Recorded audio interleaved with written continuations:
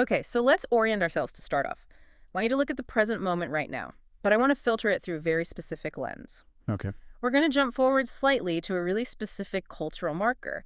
It's February 28th, 2026. A Saturday, if I recall. Right, a Saturday. And on this day, the internet does what the internet does best. It completely freaks out over something that, well, on the surface it seems trivial, but underneath it is tectonic. Hmm. Alexis Ohanian, the Reddit co-founder and major VC figure, sends out a tweet. And knowing Ohanian and just knowing the whole crypto-crazed cycle we've all been through in the early 20s, you'd expect this to be about the next blockchain protocol or... Well, a new social media algorithm. Exactly. You're expecting digital. But it's not digital. He posts a meme. And it's Uncle Rico from Napoleon Dynamite. The universal language of the web. He's standing in that field looking wistfully at the horizon. You know, the classic, how much you want to bet I can throw a football over them mountains. That is the scene. But the context, it completely reframes the whole thing for the late 2020s. Right.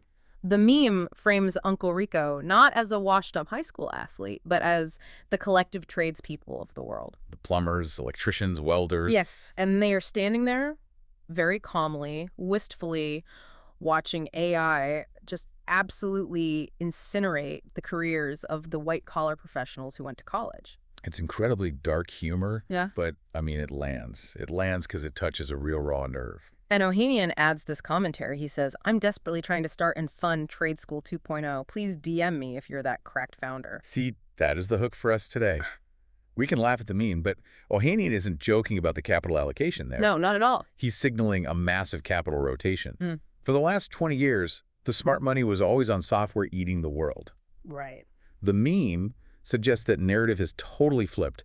The college, the debt, the cubicle, the safety of the quote-unquote email job, that is suddenly the high-risk option. And the trade path, which, let's be honest, we spent decades dismissing as the backup plan for kids with bad grades. That is becoming the strategic, high IQ play. Precisely. It's the revenge of the physical world. And it's not happening out of some romantic nostalgia. It's happening out of necessity. So that is our entry point for you listening today. We have a massive stack of documents here for this deep dive. Investment memos, white papers. Technical breakdowns, yeah.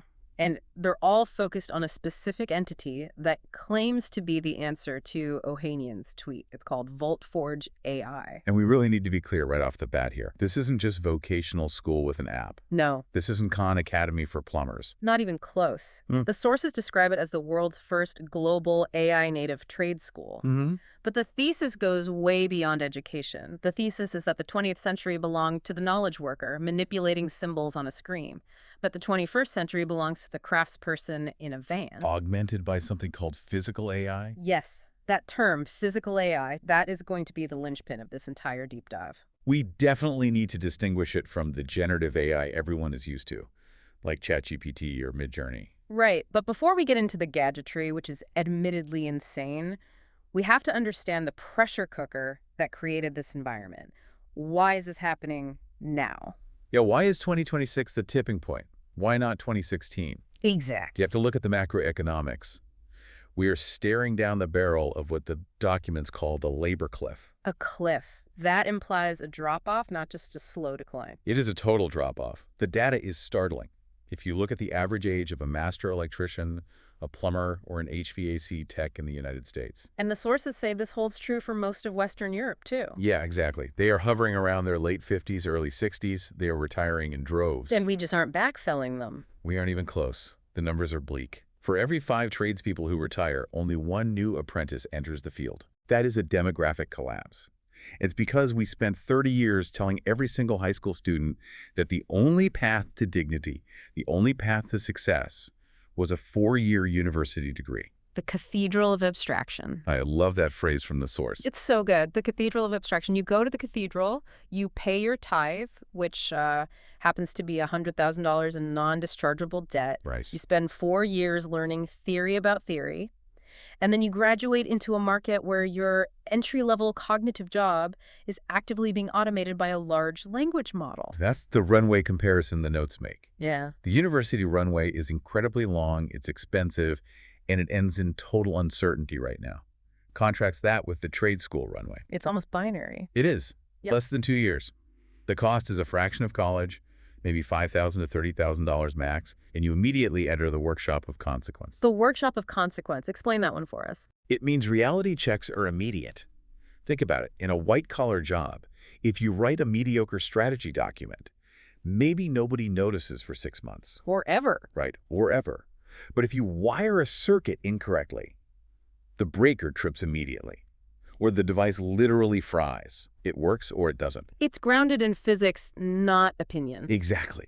There's no faking physics, and scarcity drives value. In an economy where thinking and writing are becoming cheap commodities because of AI, Right. doing becomes the premium asset. Which leads us perfectly to the AI disruption paradox. This was the part of the reading that genuinely made me stop and pace around the room. Because we all assumed AI was coming for the blue-collar jobs first. We really did. We had this whole sci-fi idea that robots would be laying bricks and fixing sinks while the humans wrote poetry and code. Moravec's paradox. Exactly, Moravec's paradox. It states that high-level reasoning requires very little computation, but low-level sensor-motor skills, the stuff a toddler can do, requires enormous computation. So it's relatively easy for an AI to pass the bar exam. But it's incredibly hard for a robot to fold a pile of laundry. Or, to navigate a cluttered, dark basement to find a water shutoff valve that's rusted shut. Yeah, that requires embodied intelligence. Dexterity, spatial reasoning, improvisation in a chaotic environment. Robots are terrible at chaos. So the manual trades aren't low skill. That was just a classist myth we bought into. They're actually non-digitizable. They are AI resistant because they're messy. And that messiness is the economic moat. Enter VoltForge AI. They look at this landscape, the labor shortage, the AI paradox, and they say, we can actually solve this. But they aren't building a physical campus. No campus. They are totally redefining the atomic unit of a school.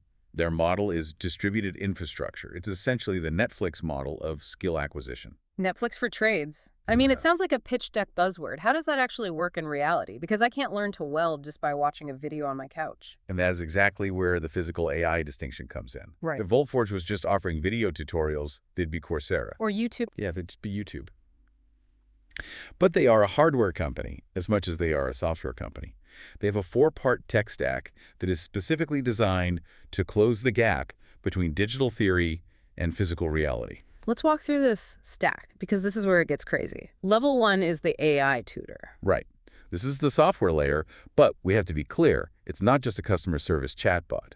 The source describes it as a mentor with infinite patience and zero ego. That zero ego part, that really resonated with me. I remember taking shop class in high school, and I remember being terrified of the instructor. Yeah. He was this gruff guy who'd been doing it for 40 years, and if you asked a dumb question, you got yelled at. Or you just got the look. You know the look. The one that says, you're never going to make it in this industry. Exactly. But the AI doesn't have that. It tracks mastery, not time in a seat.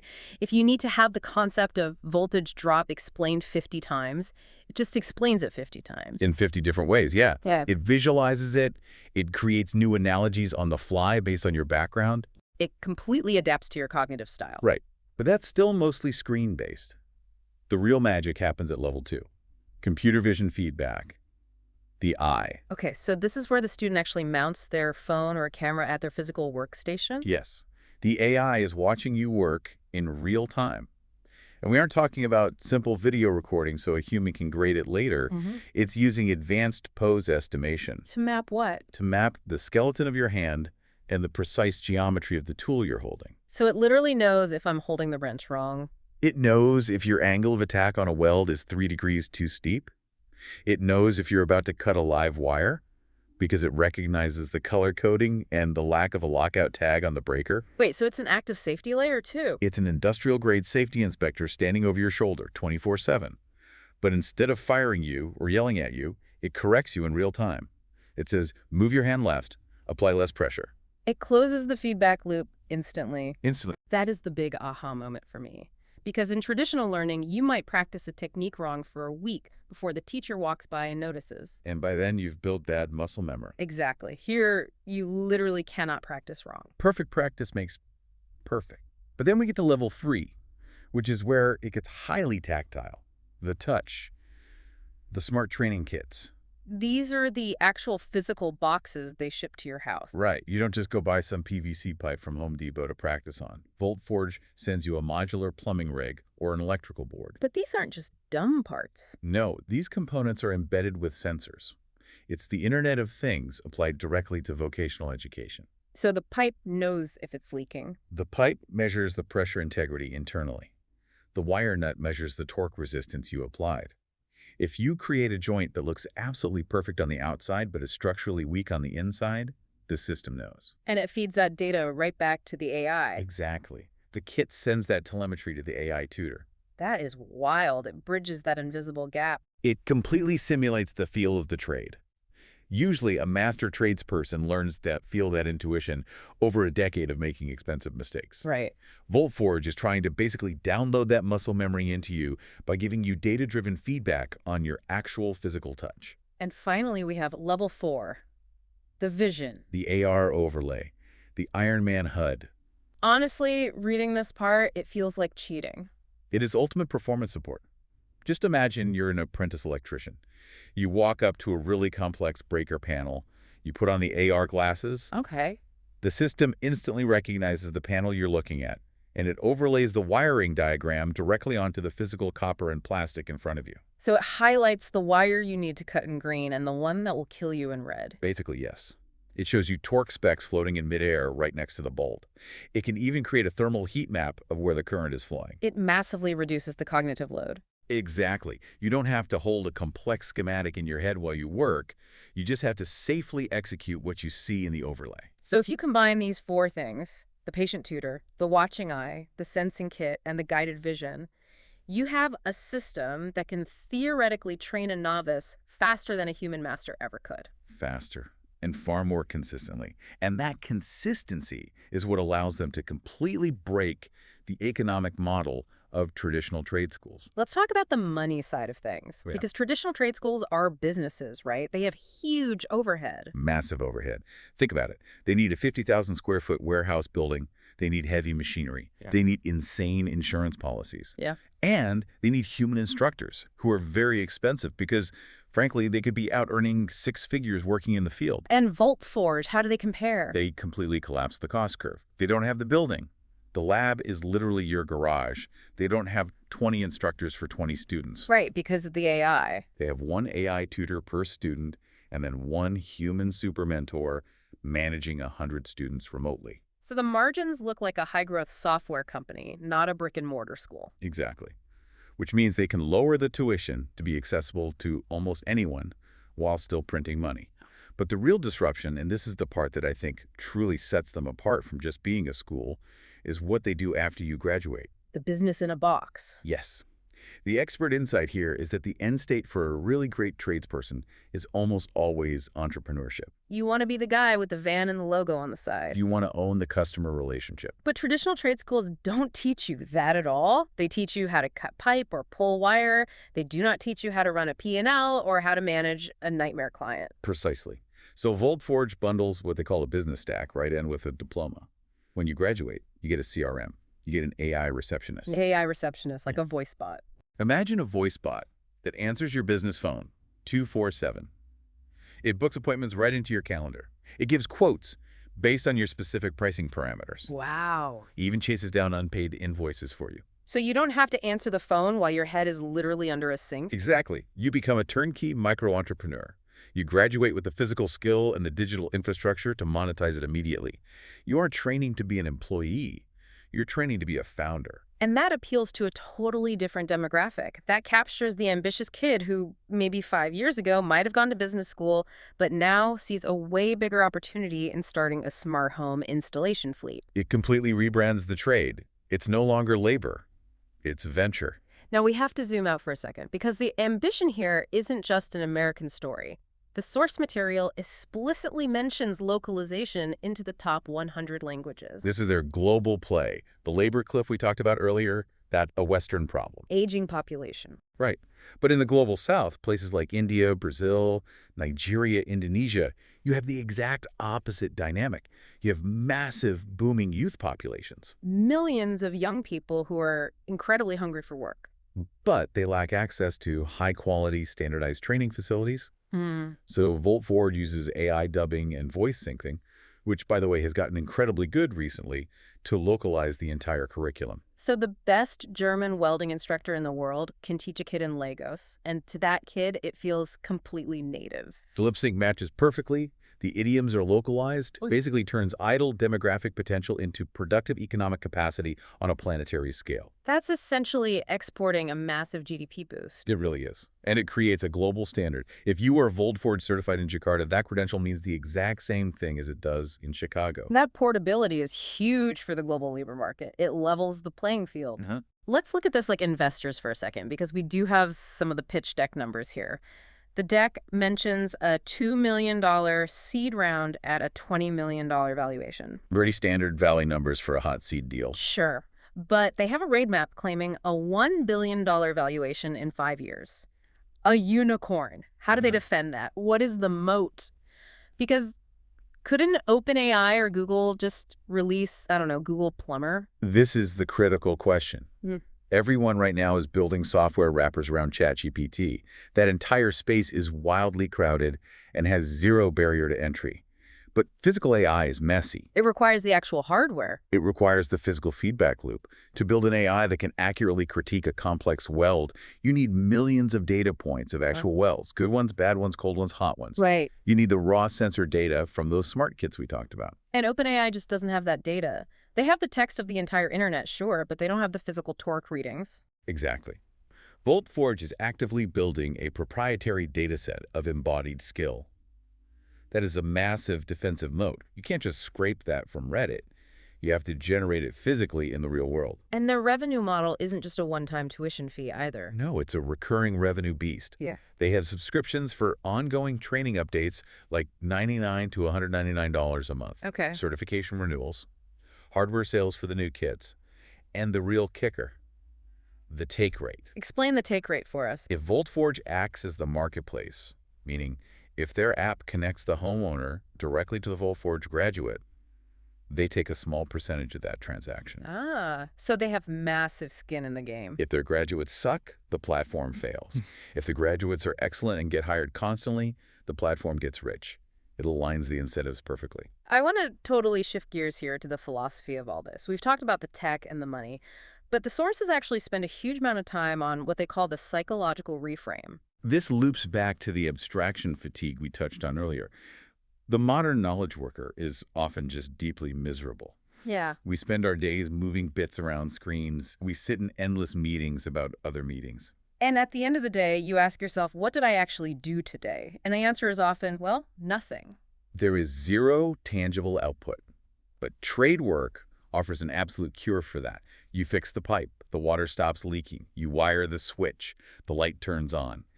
It is a tangible feedback loop. It's incredibly grounding. It is. The source argues pretty convincingly that in a hyper-digital, synthetic age, physical mastery is going to become a source of immense psychological satisfaction. It's like Zen and the art of motorcycle maintenance for the 21st century. That's a perfect analogy. And I think this is crucial for you listening to grasp, the job itself is changing. We aren't just talking about fixing toilets here. The sources list these new job titles that sound like they were pulled straight from a cyberpunk novel. This is where the deep dive really earns its name. The roles are rapidly evolving from simple repair to complex orchestration. Like the first one, physical systems integrator. Think about a newly built modern house. It has solar panels on the roof, battery walls in the garage, smart thermostats, connected leak detectors, an EV charger. It's not just a shelter anymore. It's a machine. It's a localized power grid. You don't just need a handyman anymore. You need a systems integrator who understands how all those physical APIs talk to each other. Then there's the AI augmented infrastructure specialist. That's all about predictive maintenance. Yeah. Right now, we have bridges literally falling down because we can't inspect them fast enough manually. Right. This new role uses drones and embedded sensors to constantly monitor the stress on every single structural bolt. The AI flags an issue, says, hey, bolt 405 is showing fatigue, and the specialist goes out to perform highly surgical maintenance before it fails. Next title, human-robot collaboration technician. Construction sites of the near future are going to be swarming with single-task robots, a playing bot, a drywall mudding bot. But those robots are still fundamentally dumb, right? Yeah, they get stuck in the mud, they break down, they run out of materials. Who manages that fleet on the ground? the collaboration technician. And finally, the embodied AI data curator. That is a wild meta job. Yeah. That is a master craftsman whose entire job function is to perform tasks perfectly while wearing tons of sensors. Just to generate the data. Just to generate the truth data needed to train the next generation of physical AI models. My major realization reading this list was, these aren't blue-collar jobs anymore, not in the way we think of them. No, the source explicitly calls them cyber-physical operators. It's an entirely new hybrid class of worker. High-tech, high-touch, and high-paid. Cyber-physical operator? I mean, I put that on a business card. It definitely sounds a lot better than plumber. Okay, but we have to play devil's advocate here for a minute. We have to look at the risks, which is section 6 of our outline, the open question. Yeah. Can you actually fake it? The competence gap. This is the real danger of this whole model. Right, because if I use AI to write a college essay and it's only 90% right, I get a B-. But if I use AI to help me learn how to install a high-pressure gas line and it's only 90% right, The house explodes. people die. Yeah, physical competence is totally non-negotiable. You cannot hallucinate a gas fitting the way an LLM hallucinates a historical fact. So how does VoltForge prove, beyond a shadow of a doubt, that their quote-unquote iPad graduates are actually safe to operate in the real world? This is undoubtedly their biggest hurdle. And it's not the tech, it's the trust. They're going to have to fight the established unions. They have to fight the state licensing boards who are going to immediately say, you absolutely cannot learn this online. So what is VoltForge's counter-argument to the regulators? Their core argument is that the sensor data is actually stricter than a human examiner. Yeah, so? Well, think about a human master tradesperson administering a test. They might be hungover, they might be distracted looking at their phone, they might just miss a tiny loose crimp on a wire. Right. The sensor does not blink. The sensor catches 100% of the deviations down to the millimeter. So they are theoretically arguing that the AI-certified student is empirically safer than the traditionally trained one. That is the claim they are bringing to the table. Yeah. But proving that to an entrenched regulator, that is going to be a massive war. It's like the Uber versus the taxi commission fight all over again, but with way higher stakes. Innovation versus regulation. The classic battle. But honestly, necessity usually drives policy. When the wait time for a local plumber becomes 3 weeks or 6 weeks... People stop caring about the traditional certificate and just want the water in their basement to stop running. Exactly. The sheer market demand will force the regulatory change. So let's bring it all home. What are we actually witnessing here as we zoom out? I think we are witnessing the historical pendulum swinging back. We went way too far into the digital, into the pure abstract, and now economic value is aggressively rushing back to the physical world. And education is moving from time-based, sitting in a chair for 4 years, to mastery-based. Can you safely do the thing? Yes. Good. You're certified. And the entire social hierarchy of work is flipping upside down. The excellent laborer, the cyber-physical operator, is rapidly becoming the ultimate strategic asset of the modern economy. That brings me back to a final thought from the source material. It really stuck with me. Yeah. We spend so much time hand-wringing and worrying about AI taking our creative jobs. Writing, art, coding. But the source poses a pretty brutal question to end on. You can build a trillion-dollar software app. You can write the most elegant, beautiful code in history. But if the power grid fails, the app disappears. Because the cloud is really just a computer plugged into a wall somewhere. Exactly. Yeah. And someone has to maintain that wall, someone has to maintain that plug and that copper wire. So here's the question for you, listening right now. In the next 10 years, as the world completely changes, do you want to be the one coding the app that might just get replaced by a newer algorithm tomorrow? Or do you want to be the one keeping the lights on? Because when the lights actually go out, the person with the wrench holds all the power. The person with the wrench. I love that. Thanks for diving deep with us today. This one felt heavy, but in a really good way. Smelling of ozone and massive opportunity. See you on the next deep dive.